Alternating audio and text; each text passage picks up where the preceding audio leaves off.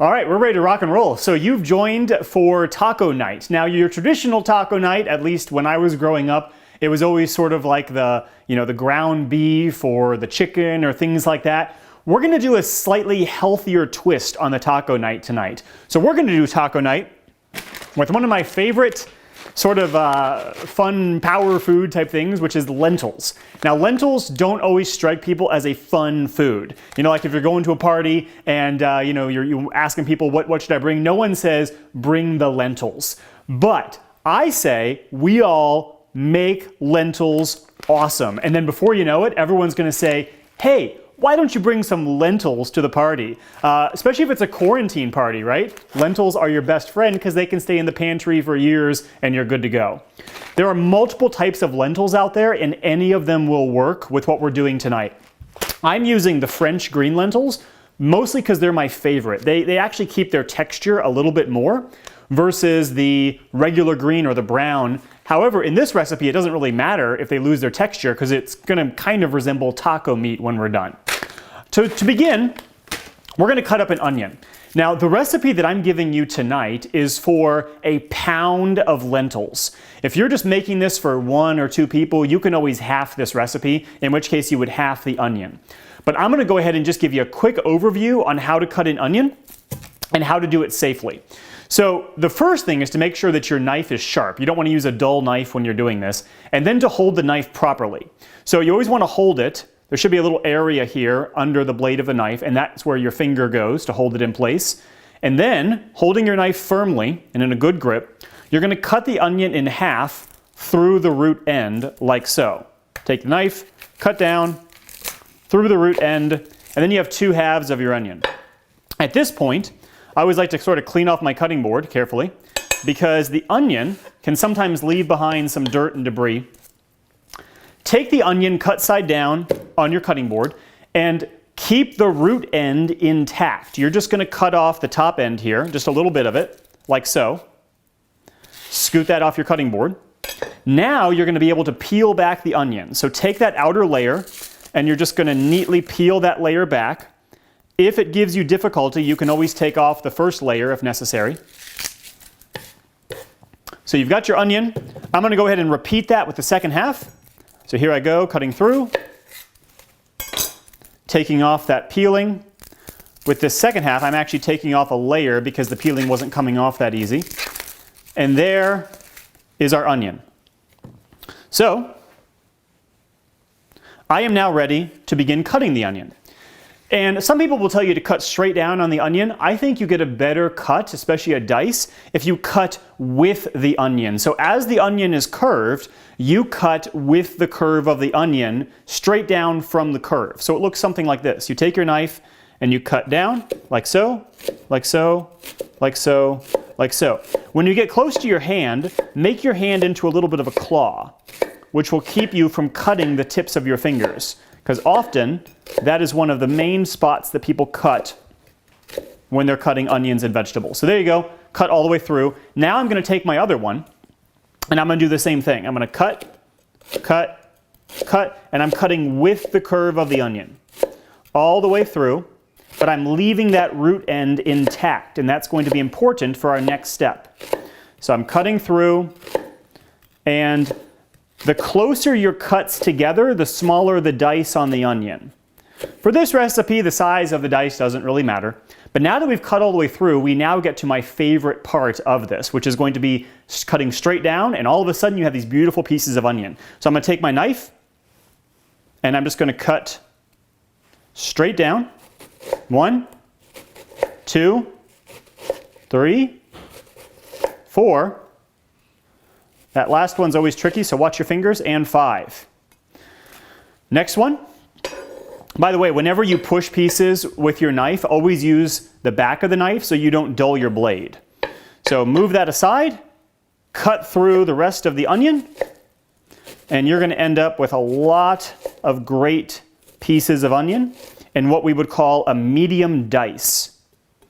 Now, I've got a couple bowls on the counter here. One of my bowls is my scrap bowl, and I keep this to throw all of my vegetable scraps in, and that's because I don't want to throw these things away. They make for great compost, or if you ever want to get into vermicomposting, which is worm composting, I've got a video on the YouTube channel about that, but save your scraps because you don't want to send these to landfill, you want to do something cool with them. So that's why I got this bowl here. I've got another bowl to actually throw my onion into. So I'm going to gather up all these pieces, throw them right into this bowl. Now I ended up with this onion with a little bit more onion than I actually need. For this recipe, I only need about a cup to a cup and a half of onion. And in here, I've got about 2.5 cups. So I'm not going to end up using all of this onion, but I cut it so I can always store it in the fridge. The next is going to be, well, I seem to have lost it. Oh, here it is. I had a little garlic clove here. We do want a garlic clove for this recipe. 1 clove will do it. And when you go to cut garlic, unlike the onion, you actually want to cut through that root end. So I'm just going to cut that root end off, just like that, cutting the little root end off. Then I'm going to take the side of my knife and press down firmly on that head of garlic like this. You'll hear a snapping sound. That's what you want to hear. When you hear that, you'll be able to lift the paper right off that garlic clove. Now, you've got a clove of garlic. I always like to open the clove to see if there is inside a green stem growing, a green root, and I pull that out. That could potentially cause bitterness in your food. Throw it in my waste bucket. Now I'm ready to dice and then ultimately mince the garlic. So I'm just going to hold my knife like this, cut through the garlic, go back and forth a few times until I've got lots of small pieces of garlic. As you do this, occasionally stop, carefully wipe the garlic off your knife, being very careful not to cut yourself. Scoot the pieces back into the center and cut through again. So I'm doing a couple passes with my knife. The size isn't incredibly important on this, but you just want to get a nice even cut, and that's pretty much good enough. I've got a little bowl here for the garlic, so I'm going to scoop it up with my knife, knock it into my bowl, and I'm ready to rock and roll. That's pretty much all the prep that you need to do on the vegetables. Now, as I'm getting ready, I'm going to move my cutting board here. As I'm getting ready to make these tacos, I do want to make sure that I give my lentils a rinse. So this is a bowl of rinsed lentils. I measured out just over 2 cups, about 2 1/4 cups.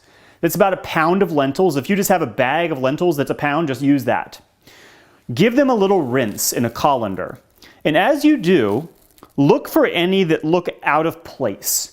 Sometimes when you're cooking with lentils, little stones, very tiny stones will get in there. And they're not that much fun when you're eating the lentils. So don't feel like you have to be like Sherlock going through these, but just a little glance, find a stone, throw it out. So I've already rinsed these lentils. You can feel free to rinse yours as well if you're making them right now. But I'm going to go ahead and heat up my pot. So any pot will do. This is a slightly bigger one than I probably need. But I'm going to turn this on to medium heat. So I'm going to go ahead and get this on. And as I'm doing that, I'm going to heat up some olive oil. I usually use about 1 tablespoon or 2 tablespoons of olive oil. Always good quality olive oil. If you have the choice, I always get the extra virgin olive oil. So take this, maybe about 2 tablespoons or so in there. And you are good to go with the olive oil. Now, when you add the onion and garlic, doesn't matter too much as long as the skillet or the pot is not too hot. If it's too hot, there's going to be a lot of splattering and it's just not going to yield the best overall effect. So I've got this heating up. I'm going to go ahead and get my onion ready here and my garlic ready here. Always add the onion first, because if you add the garlic first, it has a tendency to burn. So I'm going to add the onion, add the garlic, add the lentils, and go from there. As this is heating up, I do want to cover some of the basics with regard to the seasoning. Any taco seasoning will work for this. Most of your taco seasonings are about 1 tablespoon of seasoning for every pound of meat. So, up to you how you want to roll with that, but 1 tablespoon. I am using Colonel D's taco seasoning. He's also got a Western taco seasoning that's really good. So that's what I'm using, but any taco seasoning blend will work. Okay, we're looking good on the heat here. So I'm gonna add about 1.5 cups of onions. Put those over there. And I'm just gonna stir those around a little bit. After a couple minutes, the onions will begin to turn translucent, and that's when you know that you are ready to move on with the garlic. So as I'm cooking this, I'm gonna go ahead and make sure that I have everything ready for the rest of my recipe. If you're gonna rinse your lentils, now is a good time to do that, and then you can just put them back directly into a bowl. So I've got my lentils, got my garlic, I've got my seasoning. So now that I have all these things in place, it would be a good time for me to start thinking about what do I want my taco toppings to actually look like. Well, traditionally, with taco toppings, you always have some kind of a lettuce, usually some kind of a salsa. I always like to use a guacamole or a corn salsa, but this time of year, that's a little tricky. Especially when you've been in quarantine for several weeks and you don't have a lot of fresh things that you get to use. So what I'm going to be showing you tonight is actually a pantry-style queso, where you're going to use some of your pantry items, like your pre-diced tomatoes and your black beans, or maybe you have a can of those diced green chilies. That's what we're going to use if we're operating under not having too many fresh things available. All right, my onions are looking good. I'm going to turn the heat down a tiny bit. You can see the steam coming up here. So they're looking good.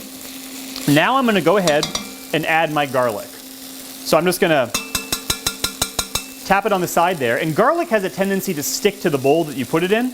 I always want to make sure I get all of it. So I'm going to scoot that garlic out.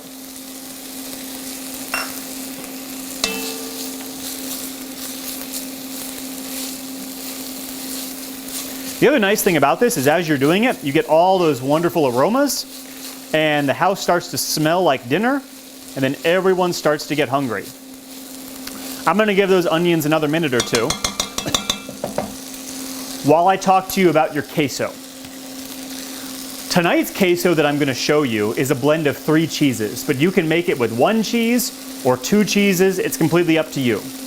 But I'm going to be making tonight's queso with cream cheese in the weight of 6 ounces. Now, I'm going to give you the total weight of all these cheeses. And so if you have a little bit less cream cheese or a little bit more cream cheese, just use a little bit less or a little more accordingly of your other cheeses. I've gone ahead and cut my cream cheese into pieces, so that's there. Next, I'm using a blend of cheddar and Monterey Jack. 2 pretty classic cheeses for taco night. A little tip when you're making queso is to avoid using the pre-shredded bag of cheese. Now, if that's what you're using tonight, don't worry about it, you'll be fine. But the pre-shredded bag of cheese actually has additives on it that keep it from clumping together. This cheese, I shredded myself, and as you can see, it clumps together pretty easily. So one of the things that you want to do while you're preparing dinner is, as you're waiting for things like the onion to cook or other things like that, always be thinking ahead, what can I do to prepare my ingredients for the next step? So, my onion is now looking nice and translucent. I'm going to kind of give you a little image there. That's the onion look. Back on my burner. So I'm going to go ahead and I'm going to add my lentils straight to this dish.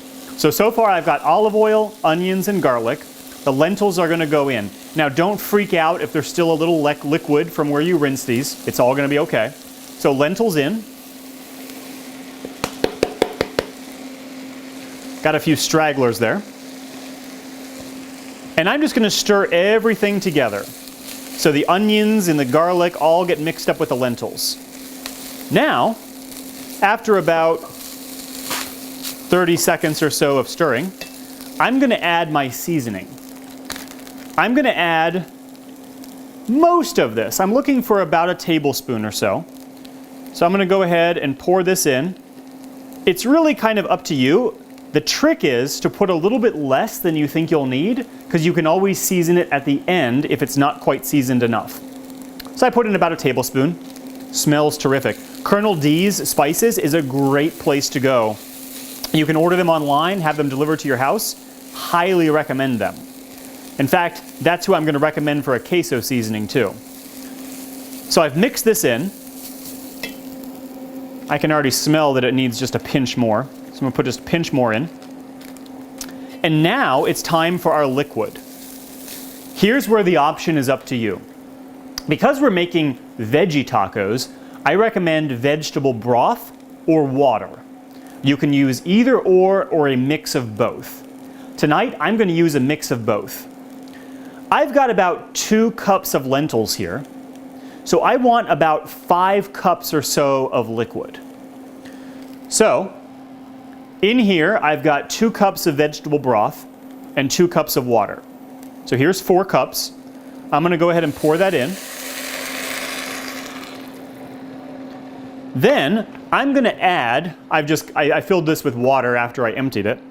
I'm going to add about a cup more to take us to 5 cups.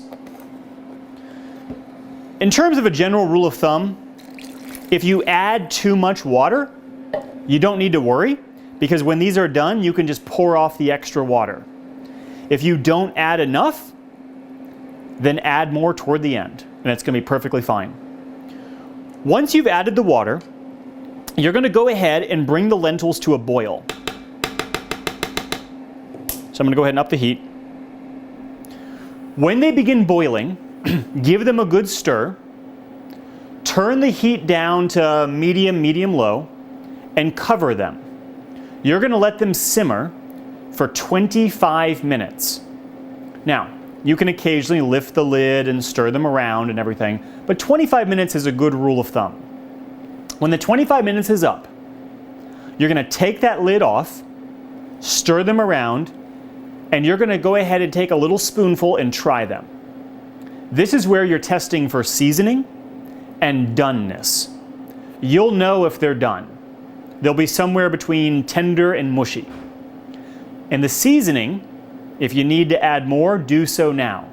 If you need to add a pinch of salt or a pinch of pepper, go ahead and do that. But for now, you want to bring it to the boil and let it simmer. Lentils cook pretty fast. So after that 25 minutes, take the lid off. It might need another 5 or 6 minutes. If so, let it cook more. If you need to drain some water, just carefully drain some water, and you're done. What you have here is a really nice taco meat, basically. So you can serve this on top of chips, soft shells, hard shells. And the other cool thing to do, that I like to do, is make a double batch of this, and then you can freeze it. This freezes really well. So dinner next week, super easy. Grab a thing of this lentil taco meat from the freezer, and you're good to go. I'm going to go ahead and move this over to a different burner so it can simmer on its own, and so that we can move on to our queso. So I'm going to take this over here, and then we are going to switch gears a little bit and talk about how to make our queso. So I've got everything ready over here to jump right into my queso. But a really good queso is going to come down to how well the cheeses melt. So that's my most important step, is to make sure these cheeses melt. So a couple things you can do to help with that process. One thing you can do is make sure that you're adding a liquid at the start of your queso. Now, if you've ever looked up a queso recipe, you've probably seen one of 3 techniques. Technique number 1 is to use whole milk with flour and make a roux. Technique number 2 is to use half and half. And technique number 3 is to actually use a can of evaporated milk. All 3 of these techniques are great. I'm going to show you a slightly different twist tonight using whole milk. Now, if you have half and half or a can of evaporated milk, go that route. You'll be fine. You don't need to do this extra step. But because I'm going to be using whole milk, I've got a cup of whole milk right here. Instead of flour, I'm actually going to use a tablespoon of corn starch. Now, flour will do the same thing, but flour can sometimes yield a gritty texture. And on queso, you want smooth. You really want that smooth mouthfeel. You want it to coat the chips just perfectly. Cornstarch is going to really help with that. Your rule of thumb is a tablespoon of cornstarch for every cup of liquid. But be careful. Never pour the cornstarch directly into whatever you're cooking, because it will clump up like crazy. The trick to get around that is to take a little cold liquid and mix it with the cornstarch. So I have a tablespoon of cornstarch here. I'm going to add a tablespoon of cold milk, and I'm going to go ahead and stir that up. What you're going to end up with is a little bit of a paste.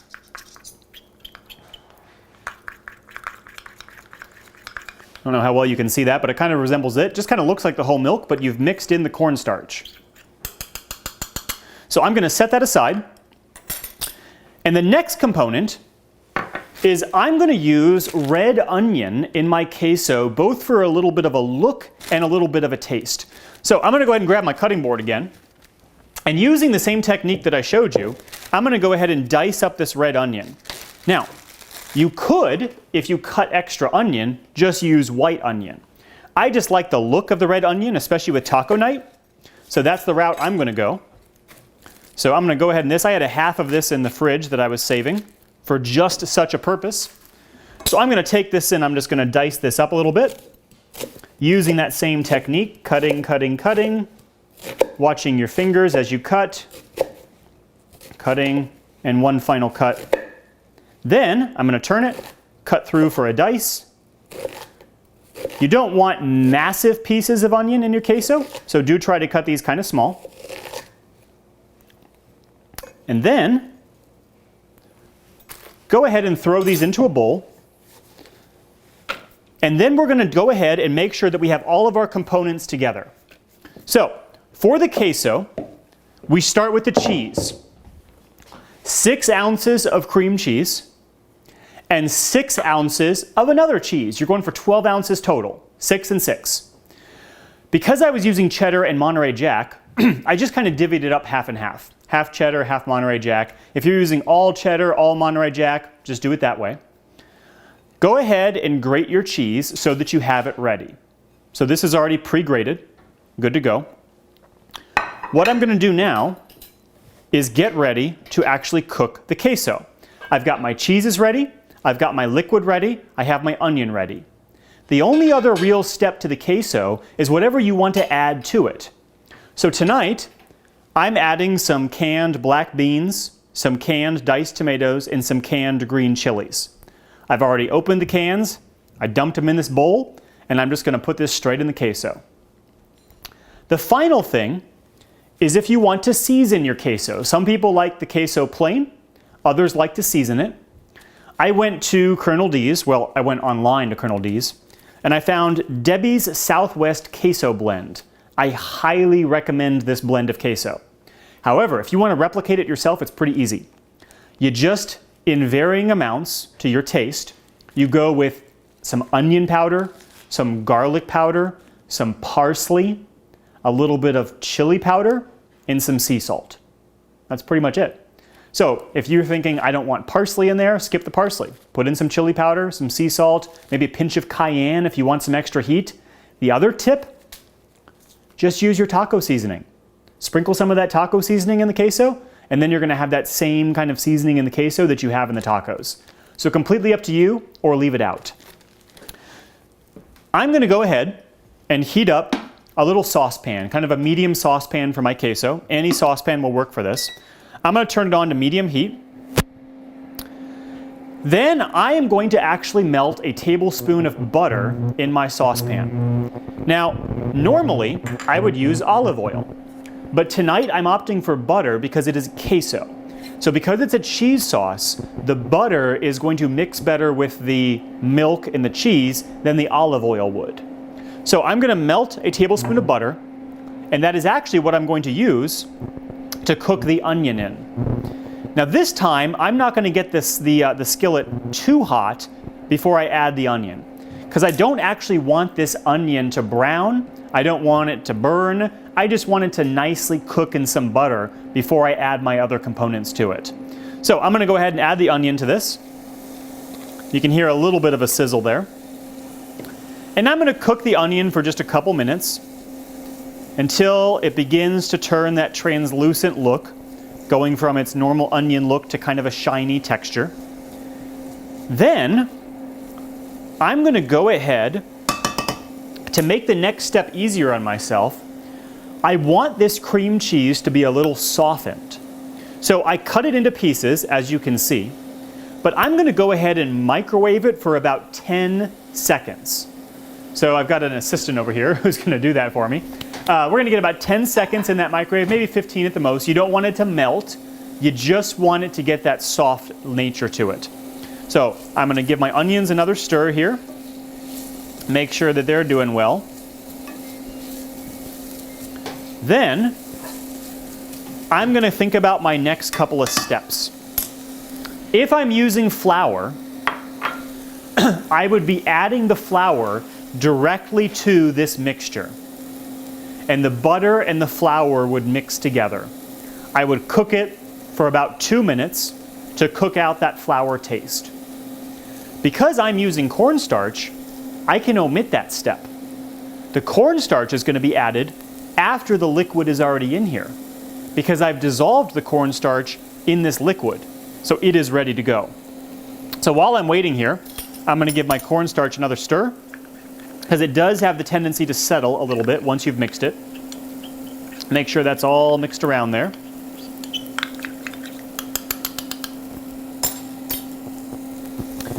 And my onion is coming together nicely, so I'm going to actually add my milk directly to my onion mixture. So, whole milk, 1 cup, in it goes. Immediately that sizzling stops and the onions and the butter are incorporated, and the mixture looks a little funky. You'll also notice that I switched to the whisk. So when you're dealing with liquids, the whisk works a lot better than the spatula. So I've got my whisk. I'm actually going to kick up my heat a little bit. And I'm going to do that because I actually want to bring the milk to a little bit of a boil. Once it boils, that's when I'm going to add my cornstarch. The cornstarch is going to immediately start thickening this queso. And that's exactly what I want. So the milk is in there. That boiling is about to happen. And this would be a great time for you to go check on your lentils. Make sure that they're simmering. Give them a good stir, make sure that everything looks good with the lentils, and then just let them do their thing. They'll be perfectly fine. You'll come back, you'll look at your milk mixture. There's just kind of a visual on that milk. And right now, it just looks like milk and onions. But soon, it's going to look like a rich, creamy queso. And that's exactly what we want and what we're going for. So I'm going to give that another stir. Make sure I've got the heat on enough. I'm using an induction burner to cook this, and that's always a slightly different technique than using an electric stovetop or a gas stovetop. And my milk is actually just about to come to a boil. I'm going to do one final stir of my cornstarch mix, and then in it goes. This is where you want to act kind of fast. Grab your whisk, and you want to really incorporate that cornstarch into the milk. You don't want any of it to settle or clump up. So I'm going to give this a good whisk, and you're going to see pretty quickly that it's going to start to thicken as that milk is coming to a boil. So I'm turning my temperature back down now to medium. Starting to thicken. You can kind of see a little bit when you look in there. And once it gets to a consistency closer to heavier cream, that's when I'm going to go into my next step. My next step is going to be to put the cream cheese directly in. The cream cheese will melt the easiest. So once I get this nice and thick, which that has a good consistency right now, I'm going to go ahead and begin adding my cream cheese. Actually, I've got a spatula here I'm going to use for that. Make it a little easier. Just directly into my saucepan. There it goes. Straight in. And using the same whisk, I'm just going to begin mixing this. Now at first it's going to look a little clumpy. It's not exactly going to look like queso, but you'll notice very quickly as that cream cheese melts that it's thickening and it's starting to turn that nice white creamy texture. It is at this phase that I like to add the seasonings. I don't like to add the seasonings at the very end. I'm turning the heat down a little bit more because it's a little harder to stir at the end when all the cheeses are in. So I'm going to take my little queso blend and I'm going to add, about a tablespoon of it. I'm going to mix that in there and see what that looks like. Give you another visual. It's already nice and thick and creamy. It already looks good. I'm going to go ahead and add just a pinch more because that's not as much seasoning as I wanted, and about another half teaspoon is what I added there. Okay, my heat is now going way down. It's on low. And that is because when I add these other cheeses, if you scorch them or if they're too hot, the cheese, the fat in the cheese will actually separate and you'll get an oily sauce, which we don't want. So I'm going to remove my whisk and I'm actually just going to put all this cheese in. It seems like a lot of cheese when you grate it, but it's not as much as you would think. So all my cheese is going in. And now my job of whisking gets a little more difficult. At first you're going to think, oh, this is way too thick. But as these cheeses melt, it's going to come together in a beautiful way.